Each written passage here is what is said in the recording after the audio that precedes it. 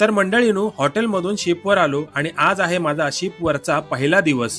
तर मंडळींनो, मुंबईवरून हाँगकाँग, हाँगकाँगवरून चायना, चायनावरून हॉटेलवरून आज येलो आम्ही आमच्या शिपवर. ह्यो माझो पहिलो दिवस असा. माझी शिप असा ड्रायडॉकमध्ये असल्यामुळे मी माझ्या अख्ख्या शिपचो राऊंड घेतोय आणि बघतोय की हे चायनीज लोक माझ्या शिपचा मेंटेनन्स वर्क नेमक्या कसा करतात.